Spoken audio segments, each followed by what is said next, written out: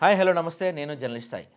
నిన్న పార్లమెంట్లో ఒక ఎంపీ రాఘవ్ చెద్దా, ఆ ఎంపీ గారి పేరు రాఘవ్ చెద్దా. ఈయన ఒక అంశం లేవనెత్తారు. అది చూడండి ఒకసారి. रिचार्ज के माध्यम से 13 टाइम्स रिचार्ज कराना पड़ता है। कैसे सर? 28 दिन into 13 times is equal to 364 days. ये एक बड़ी क्लेवर स्ट्रैटेजी है जिसके चलते आप ఎగ్జాక్ట్లీ చాలా మంచి పాయింట్ ఆయన పార్లమెంట్లో లేవనెత్తారు. అప్పుడప్పుడు కొంచెం ప్రజలకు పనికొచ్చే అంశాలు కూడా లేవనెత్తున్నారు, కానీ రాఘవ్ చెద్దా ఈయన చాలా మంచి పాయింట్ లేవనెత్తారండి. యాక్చువల్గా మనకి ఫస్ట్లో జియో రాగానే అందరం ఎగబడ్డాం గొర్రెల్లాగా. వాడు కూడా ఫ్రీ ఇచ్చాడు అనుకోండి, మనకి ఫ్రీ ఇచ్చి మనల్ని ఆ జియోకి ఆ ఇంటర్నెట్కి బానిసలు చేశారు. సరే, ఈ మీరు అనొచ్చు ఫాస్ట్ యుగం, ఏఏ యుగం, మనం కూడా వేగంగా ఉండాలి, మనం కూడా ముందుకు పోవాలని చెప్పి మీరు అనొచ్చు. సరే, కరెక్టే, ముందుకు పోవాలి, ఆ నెట్ వాడాలి. కానీ ఫస్ట్‌లో ఫ్రీగిచ్చారు. తర్వాత 6 నెలలు ఫ్రీ చేశారు. తర్వాత నెల ఫ్రీ చేశారు. తర్వాత మన మీద బాదుడు మొదలుపెట్టారు. బాదుడు అంటే మామూలు బాదుడు కాదండోయ్. బండకేసి బాదుతారు చూసారా? అట్లా బాదుతున్నారు మనల్ని. ఇంకా ఒకప్పుడే నయ్యం. మనకి రూ. 10, రూ. 20 రీఛార్జ్ కార్డులు ఉండేవి చూసారా? ఇట్లా గీసుకొని రీఛార్జ్ చేసుకునేవాళ్ళం. అయి ఉన్నప్పుడే నయ్యం. ఇప్పుడు పరిస్థితి అత్యంత దారుణంగా, అత్యంత భయంకరంగా తయారైంది. ఆయన చెప్తున్నారు కదా ఎంపీ గారు, మనం సంవత్సరానికి 13 సార్లు రీఛార్జ్ చేస్తున్నాం.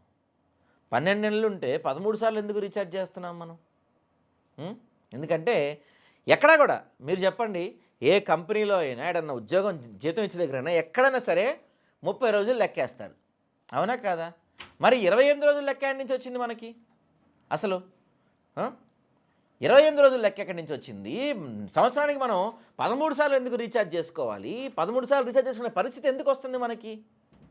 ట్రాయ్ అని చెప్పి ఉంటుంది, టెలికాం రెగ్యులేటరీ అథారిటీ అని చెప్పి. వీళ్ళు ఏం చేస్తున్నారు వీళ్ళు?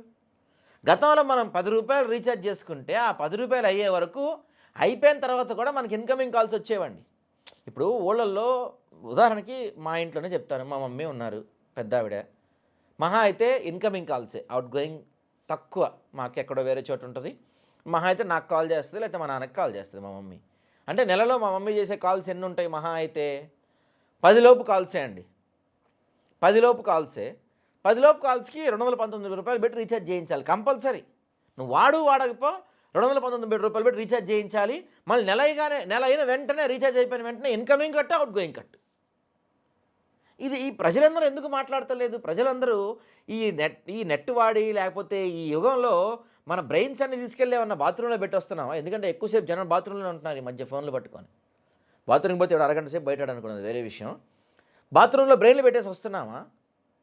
మేము వాడమని చెప్పి ఎందుకు మనం బాయ్‌కాట్ చేయలేకపోతున్నాం వీటన్నిటిని?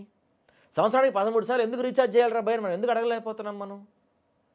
నాకు నెట్ అవసరం లేదు, నాకు ఫ్రీ కాల్స్ అవసరం లేదు, నేను రూ. 10, రూ. 20 రీఛార్జ్ చేసుకుంటా, అవి అయిపోయే వరకు వాడుకుంటా. ఇట్లాంటిది ఎందుకు లేదు మనకి?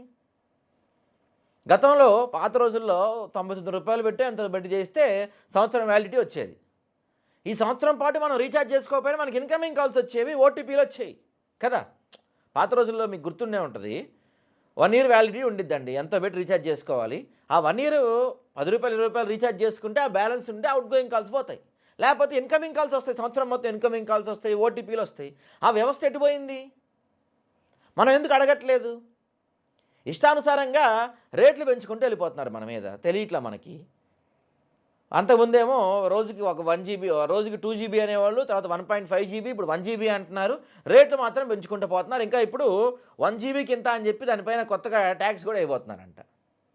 అంటే ఎవరు అడిగేవాళ్ళు లేరనా? ఎవరు అడగట్లేదా? ప్రజలందరూ బానిసలు అయిపోయారా? మీ పైన మేము ఇష్టానుసారంగా రేట్లు పెంచుతాం, మీ పైన భారం మోపుతాం, మిమ్మల్ని టార్చర్ పెడతాం, మీ పైన రేట్లు రోజు పెంచుకుంటూ పోతాం అంటే మనం ఎందుకు ఏదో ఏలా రోబోట్లాగా మారిపోయాం ప్రజలందరం? ఉదాహరణకి నేపాల్ తీసుకోండి. నేపాల్‌లో అనేక అంశాలపై యూత్ అంతా పెద్ద ఎత్తున ప్రొటెస్ట్ చేస్తే ప్రభుత్వాలు దిగొచ్చినాయి. మనం ఎందుకు అన్నిటి దగ్గర బానిసలైపోతున్నాం? మన బ్రెయిన్స్ పనిచేయట్లేదా? సంవత్సరానికి 13 సార్లు ఎందుకు రీఛార్జ్ చేసుకోవాలిరా భయ్? మనం ఎందుకు క్వెషన్ చేయలేకపోతున్నాం? 1 ఇయర్ వ్యాలిడిటీ ఉండేది కదా గతంలో, ఇప్పుడు అది ఎందుకు లేదు? నేను వాడినా వాడకపోయినా నెలకు రూ. 220 ఎందుకు రీఛార్జ్ చేయించాలని మనం ఎందుకు క్వెషన్ చేయలేకపోతున్నాం? ఎందుకు మనలో ఇలాంటిది వచ్చేస్తుంది? ప్రభుత్వాలు కూడా ఎందుకు నిద్రపోతున్నాయి? ప్రభుత్వాలు కూడా 13 సార్లు రీఛార్జ్ చేసి ప్రజల్ని ఇలా దోచుకుంటుంటే ట్రాయ్ ఏం చేస్తుంది? ఇప్పటికైనా ప్రజలు మారాలి. యూత్, పర్టికులర్గా యూత్ గురించే చెప్తున్నానండి నేను. ఇప్పటికైనా మీరు మారాలి, మీరు క్వెషన్ చేయాలి దీన్ని. పెద్ద ఎత్తున దీనిపైన ఏదైనా ఒక క్వెషన్ చేసి ఉద్యమం చేస్తే కానీ పరిస్థితి మారదు. దోచుకుంటున్నాయి మనని టెలికాం సంస్థలు. పోనీ నెట్వర్క్ ఏమైనా తీసుకొని వస్తుందా మనకి? ఫైవ్ జీ అని మనం గొప్పలు చెప్పుకుంటున్నాం కానీ 3G 4G మనకు నడుస్తుంది. ఏడపల్లి సిగ్నల్ రాదు. ఆ జియో అయితే 2 నిమిషాలు కాల్ మాట్లాడితే కట్ అయిపోతానే ఉంటుంది. ఎయిర్టెల్ అంతే కట్ అయిపోతానే ఉంటుంది. ఒకప్పుడు మార్కెట్‌లో 10 సంస్థలు ఉండేవి. జియో, అప్పట్లో జియో లేదు కదా! Reliance, Airtel, Idea, Vodafone, Hutch, Tata Docomo, ఇనునార్, ఇంకా ఏమైనా మర్చిపోయానంటే గుర్తు చేయండి. ఇట్లాంటివి చాలా ఉండేవి మన గతంలో. అప్పుడు రేట్లు తక్కువ ఉండేవి. కాంపిటీషన్ ఉండేది కాబట్టి మంచి సర్వీస్ ఇచ్చేవాళ్ళు అందరూ. ఇప్పుడు ఏమైంది, ఎయిర్టెల్ ఒకటి, ఐడియా ఒకటి, జియో ఒకటి, అంతేనా ఇంకేమైనా ఉన్నాయా? బిఎస్ఎన్ఎల్ ఉంది. బిఎస్ఎన్ఎల్ మనం పట్టించుకోంగా జనాలు మనం. మూడే ఉండేసరికి ఏమైపోయింది, ఏకచక్రాధిపత్యం అయిపోయింది. మూడిట్లో ఒకే రేట్లు ఉంటాయి, ఒకే ప్లాన్స్ ఉంటాయి, ఒకే బాధలు ఉంటుంది. వాడితే మూడిట్లో ఏదో ఒకటి వాడాలి, లేకపోతే మూసుకొని కూర్చోవాలి. ఇదంతా కూడా ఒక ప్లాన్డ్గా మనల్ని దోచుకోవడానికి చేసిన కుట్ర. ఇప్పటికైనా మనం మారకుండా ఇలానే గొర్రెల్లా పోతూ ఉంటే, గొర్రెల్లా కాదు బానిసల్లా పోతూ ఉంటే మేబీ ఇంకొక 5 ఏళ్ళకి 10 ఏళ్ళకి బహుశా భారతీయుల్లో ఒకప్పుడు ఏదైనా యుద్ధాలు జరిగినా పక్క దేశాల నుంచి ఎవరు వచ్చినా మనం బలంగా ప్రతిఘటించేవాళ్ళం. మనల్ని పౌరుషానికి పెట్టింది పేరు మన భారతదేశం. బహుశా ఈ తరం యువత అది మర్చిపోయినట్టున్నారు. తప్పైతే కరెక్ట్ చేయండి, కామెంట్ చేయండి, ఈ అంశం గురించి డిస్కస్ చేద్దాం.